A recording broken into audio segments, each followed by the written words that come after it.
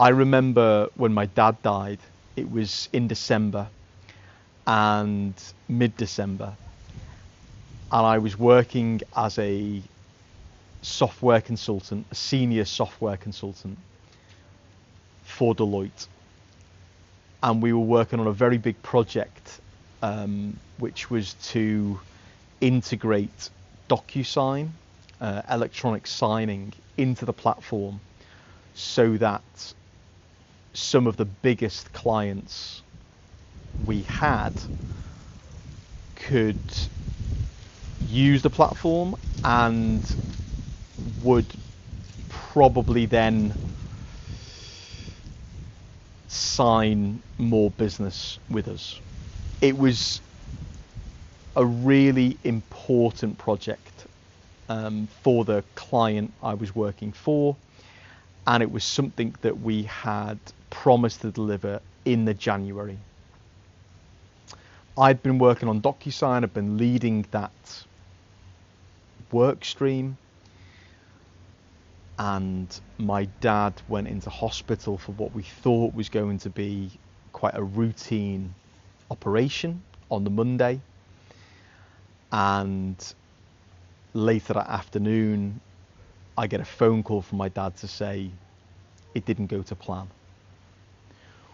Well, it wasn't until the Wednesday of that week that I finally downed tools, thanks in no small part to my wife, who just put me straight and could see the gravity of the issue that my dad was facing.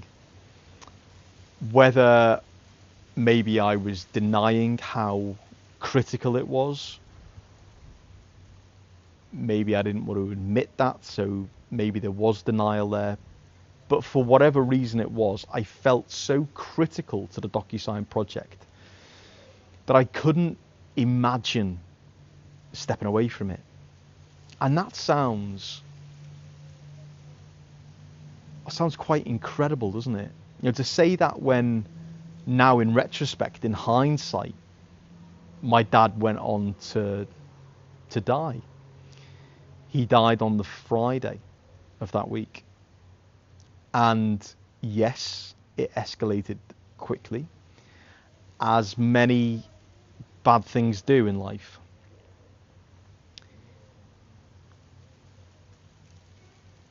And it's sad that very often it is these moments of crisis that force us all to say no, to step away. But it's in those moments that we do step away that we then realize how stuff still gets done. So when I did down tools on a Wednesday, when I informed the rest of the team that I was logging off and I did not know when I would be logging back on, well, the rest of the team pulled together and continued the work on DocuSign and delivered it in the January. By the time I'd returned to work full time in the February the following year, after having compassionate leave and a staggered return to work, DocuSign was in production and being used by the client. In fact, the end client, of course, had no idea there'd been any problem whatsoever with the delivery team. You know, would have had no idea that somebody who was apparently as critical as me had been forced to stop working on it immediately without any kind of handover or any ability to, you know, liaise with the team. And that for me proved that many things in life we feel we are responsible for, and we feel that we are critical towards, will still happen, will still get done without us. And very often that's quite hard to swallow, because we do want to feel valued. We do want to feel like we're needed.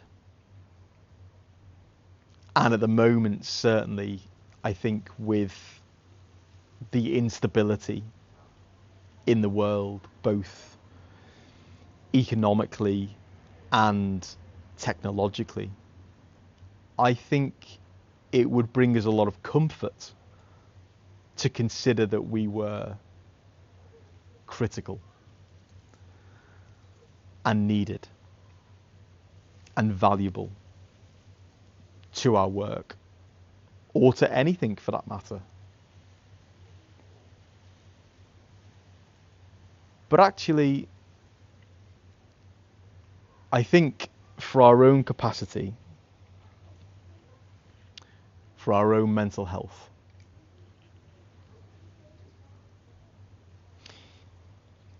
it would be wise for us all to ask ourselves some questions about the things we are taking extreme responsibility for. What would happen if we said no? Maybe not because we choose to say no, but because life happens and we're forced to say no. Who would take responsibility if it were not for us taking responsibility? If there's an answer to that question, if there is a person or if there are people who would take responsibility right now for things that we are doing, then should we still be responsible for that thing? It's worth considering. And if you would like to apply this directly to what's going on in your life, be that in your work life, in your personal life, in your family life, then click the link below, book in for a consultation. The first hour consultation is just for you and I to get to know each other. There's absolutely no obligations whatsoever. We'll just find out whether or not it's a fit, whether or not we can work together, and whether or not I can add value to where you are in your journey. And maybe together we can start to identify those parts of your life that you are taking responsibility for at your own cost, possibly to somebody else's benefit, that maybe you could in fact say no to.